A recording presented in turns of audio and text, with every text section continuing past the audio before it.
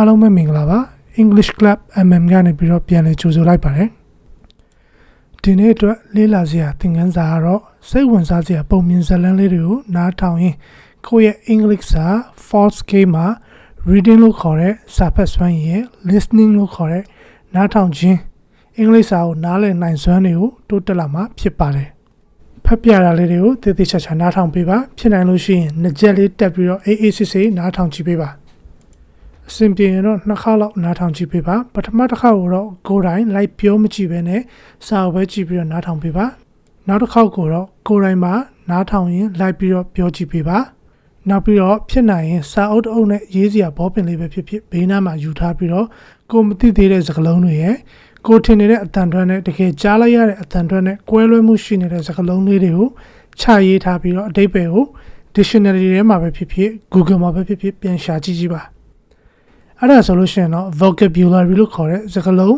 ဝေါ်ခါရကြွယ်ဝမှုလည်းပို့ပြီးတော့တိုးတက်လာမှာဖြစ်ပါတယ်ဒီနေ့အတွက်ရွေးချယ်ထားတဲ့ဇာတ်လမ်းလေးကတော့ The Gift of the Magi လို့ခေါ်တဲ့အချစ်ဇာတ်လမ်းတို့လေးတစ်ပုဒ်အကြောင်းပဲဖြစ်ပါတယ်ကဲခုဆိုရင်တော့ဇာတ်လမ်းလေးကိုစပြီးတော့နားထောင်ကြည့်လိုက်ကြရအောင်ပါ The Gift of the Magi by O. Henry, performed by Julie Harris. $1.87. That was all. And 60 cents of it was in pennies. Pennies saved 1 and 2 at a time by bulldozing the grocer and the vegetable man and the butcher until one's cheeks burned with the silent imputation of parsimony that such close dealing implied. 3 times Della counted it. $1.87. And the next day would be Christmas. There was clearly nothing to do but flop down on the shabby little couch and howl. So Della did it, which instigates the moral reflection that life is made up of sobs, sniffles, and smiles, with sniffles predominating. While the mistress of the home is gradually subsiding from the first stage to the second, take a look at the home. A furnished flat at $8 per week. It did not exactly beg her description, but it certainly had that word on the lookout for the mendicancy squad. In the vestibule below was a letterbox into which no letter would go, and an electric button from which no mortal finger could coax a ring. Also appertaining thereunto was a card bearing the name Mr. James Dillingham Young. The Dillingham had been flung to the breeze during a former period of prosperity when its possessor was being paid $30 per week. Now, when the income was shrunk to $20, the letters of Dillingham looked blurred, as though they were thinking seriously of contracting to a modest and unassuming D.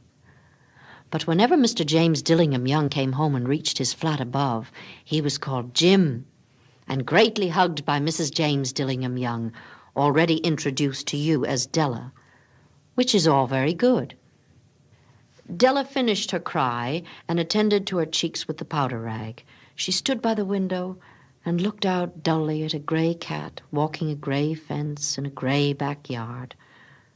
Tomorrow would be Christmas Day, and she had only $1.87 with which to buy Jim a present.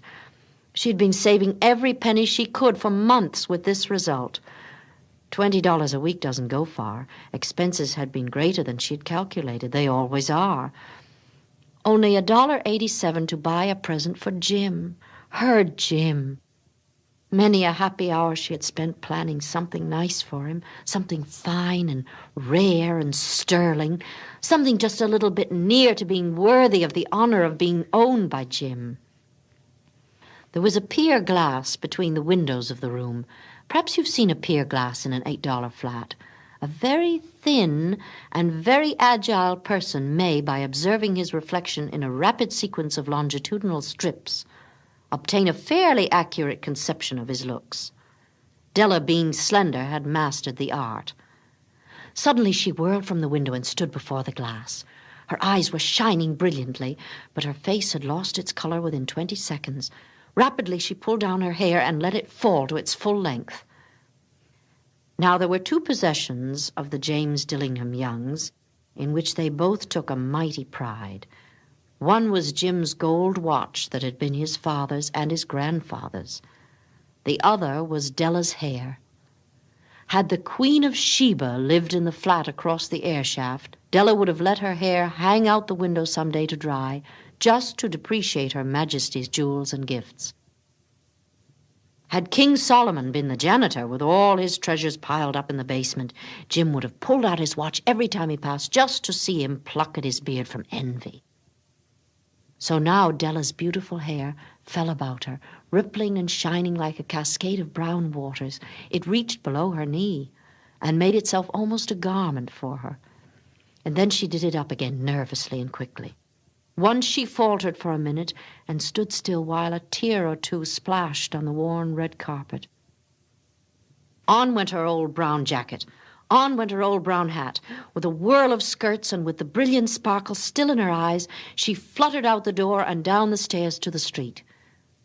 Where she stopped, the sign read, Madame Sofronie, hair goods of all kinds. One flight up Della ran and collected herself, panting. Madame, large, too white, chilly, hardly looked the Sofronie. Will you buy my hair? Asked Della. I buy hair, said Madame. Take your hat off, and let's have a sight at the looks of it. Down rippled the brown cascade. $20, said Madame, lifting the mass with a practiced hand. Give it to me quick, said Della.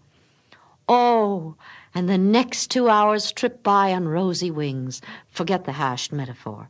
She was ransacking the stores for Jim's present. She found it at last. It surely had been made for Jim and no one else. There was no other like it in any of the stores, and she had turned all of them inside out. It was a platinum fob chain, simple and chaste in design, properly proclaiming its value by substance alone and not by meretricious ornamentation, as all good things should do. It was even worthy of the watch. As soon as she saw it, she knew that it must be Jim's. It was like him. Quietness and value, the description applied to both. $21 they took from her for it, and she hurried home with the 87 cents. With that chain on his watch, Jim might be properly anxious about the time in any company. Grand as the watch was, he sometimes looked at it on the sly on account of the old leather strap that he used in place of a chain. When Della reached home, her intoxication gave way a little to prudence and reason. She got out her curling irons and lighted the gas and went to work repairing the ravages made by generosity added to love, which is always a tremendous task, dear friends, a mammoth task.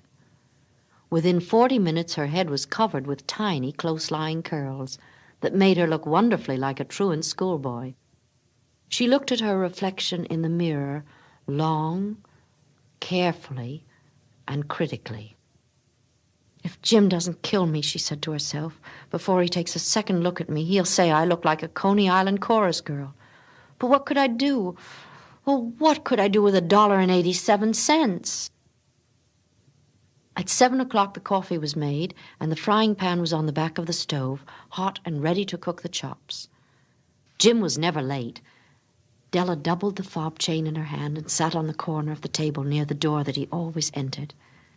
Then she heard his step on the stair away down on the first flight, and she turned white for just a moment.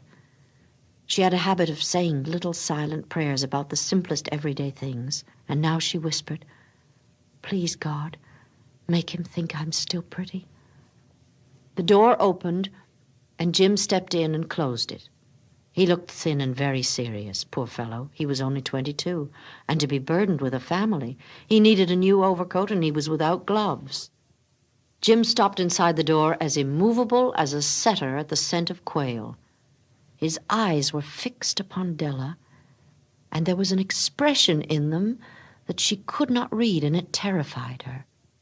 It was not anger, nor surprise, nor disapproval, nor horror, nor any of the sentiments that she had been prepared for.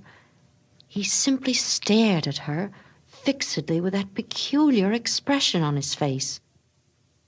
Della wriggled off the table and went for him. Jim, darling, she cried, don't look at me that way. I had my hair cut off and sold it because I couldn't have lived through Christmas without giving you a present. It'll grow out again. You won't mind, will you? I just had to do it. My hair grows awfully fast. Oh, say Merry Christmas, Jim, and let's be happy. You don't know what a beautiful, nice gift I've got for you. You've cut off your hair? Asked Jim laboriously, as if he had not arrived at that patent fact yet, even after the hardest mental labor. Cut it off and sold it, said Della.